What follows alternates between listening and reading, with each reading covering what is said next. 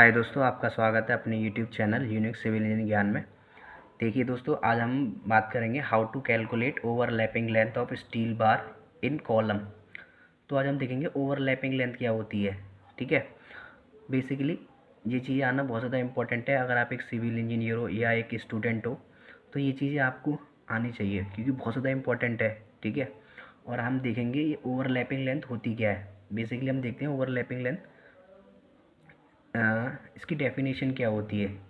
ठीक है, बहुत ज़्यादा इंपॉर्टेंट हो जाती है, ये इंटरव्यू में पूछी जाती है कि ओवरलैपिंग लेंथ क्या होती है, वही कैसे निकाली जाती है। ठीक है, आपने कभी देखा होगा जब साइड पर जो स्टील बार आती है वो 12 मीटर की आती है।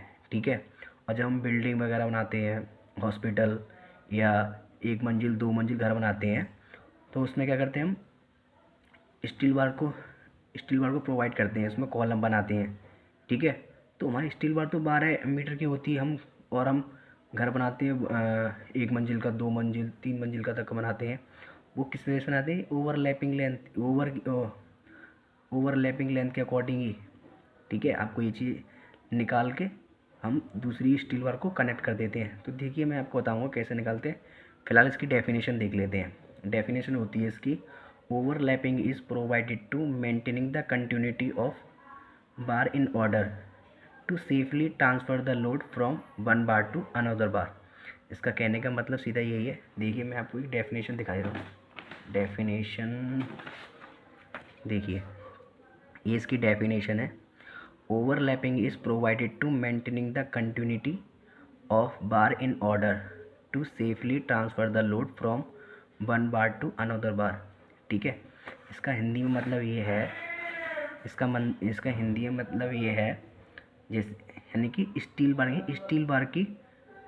बार की निरंतरता बनाए रखने के लिए, या स्टील बार की निरंतरता बनाए रखने के लिए और लोड को सुरक्षापूर्वक एक बार से दूसरी बार पर स्थानांतरित करने के लिए ओवरलैपिंग दी जाती है। ठीक है, अब देखते हैं। मैं आपको आम भाषा में बताता हूँ। जैसे कि अब स्टील बार होती है, हम स्टील बार तो इसमें देखिए, स्टील बार होती है, ये अपनी स्टील बार है, ये अपनी स्टील बार है। ठीक है, अब क्या हुआ, यहाँ से तो ख़त्म हो गई। सपोज़ कीजिए आगे भी जाएगी ये स्टील बार, ये तो यहाँ अपनी स्लैब डालेंगे कहीं आकर।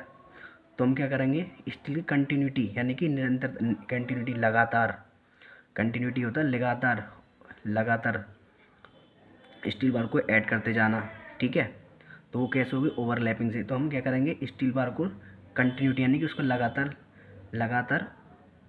लगाते चले जाएंगे।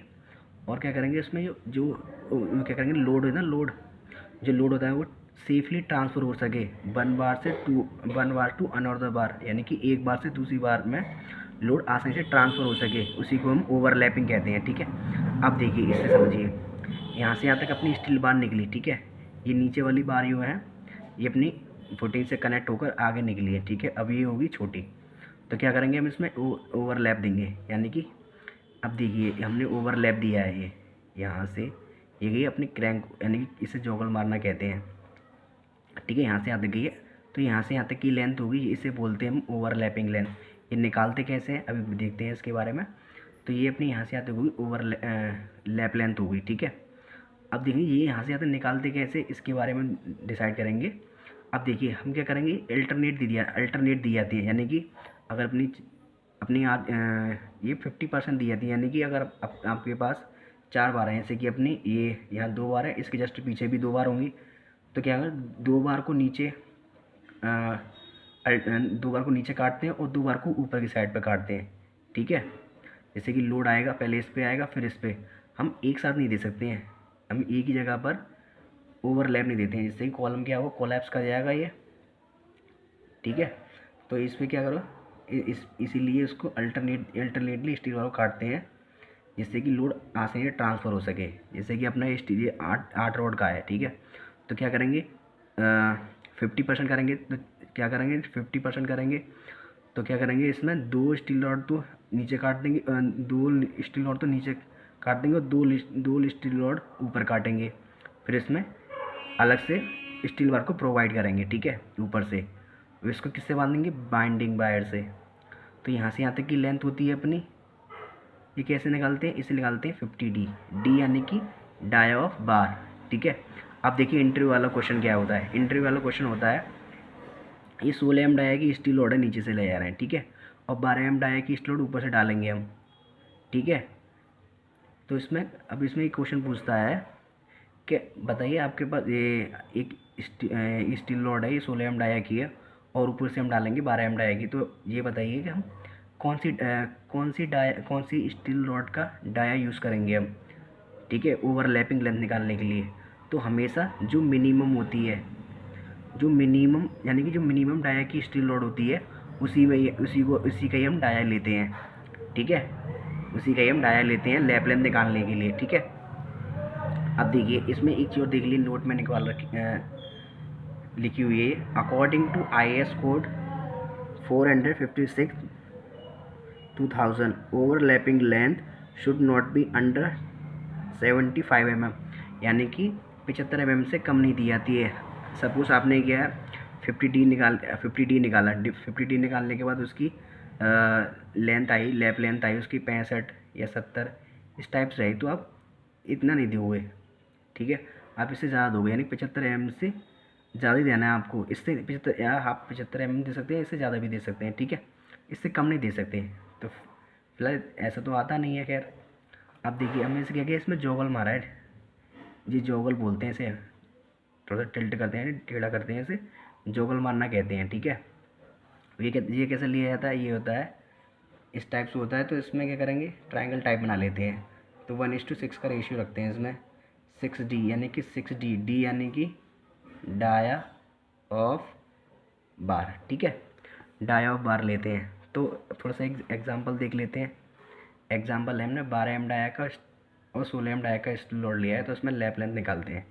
लैप लेंथ का फॉर्मूला होता है 50D, ठीक है, 50D 50 इंटू डी, यानी कि हम कौन सा ले रहे हैं, हम 12 एम डाया का ले रहे हैं, ठीक है, ये 12 एम डाया का, तो डाया रख देंगे 12, इसको इंटू कर देंगे, 12 इंटू 5 कितना होने का, 600 mm निकल के आ जाएगा, ठीक है। तो इसकी जो लेंथ रखी जाएगी अपनी, यहाँ से यहाँ तक की लेंथ रखी जाएगी, वो रखी जाएगी अपनी 600 mm, ठीक है।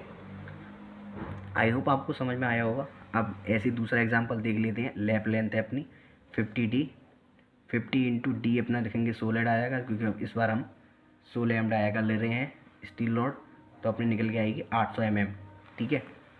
तो इस टाइप से इसकी लेंथ अपनी 800 mm रखेंगे, तो इस टाइप से निकाली जाती है अपनी लैप लेंथ, ठीक है। तो आपको तो कैसी लगी वीडियो आपको, आई होप आपको वीडियो हेल्पफुल लगी होगी। अगर आपको किसी भी प्रकार की इसमें क्वेरी हो तो आप कमेंट कर सकते हो, ठीक है।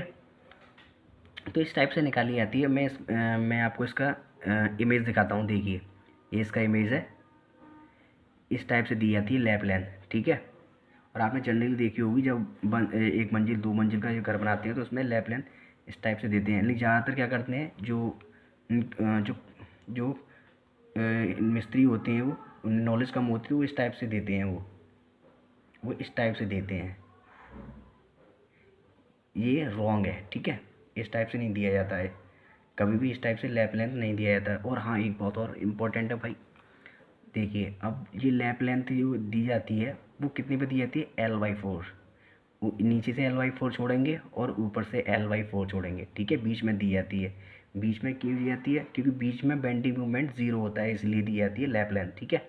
सपोज़ कीजिए अपनी 12 मीटर, यहाँ सपोज़ कीजिए अपनी यहाँ पर स्लैब आती है, अपनी स्लैब आती है कोई, ठीक है, तो स्लैब आती है और यहाँ से यहाँ तक की लेंथ अपनी होती 12 मीटर, तो क्या करते, 12 मीटर की अपनी लेंथ और 4 से डिवाइड कर देते, तो 3 मीटर आया था, तो यहाँ से जंक्शन से 3 मीटर छोड़कर उसमें लैप दे देते, ठीक है। तो ये चीज़ बेसिक चीज़ है, आपको ये चीज़ें आपको आनी चाहिए। और कैसी लगी वीडियो आपको, आई होप आपको वीडियो हेल्पफुल लगी होगी। और इसी प्रकार की वीडियो के लिए आप हमारे इस चैनल को सब्सक्राइब कर सकते हैं और लाइक भी कर सकते हैं, अगर आपको वीडियो हेल्पफुल लगी हो तो, ठीक है। तो आज के लिए इतने रखते हैं। थैंक यू एंड जय हिंद।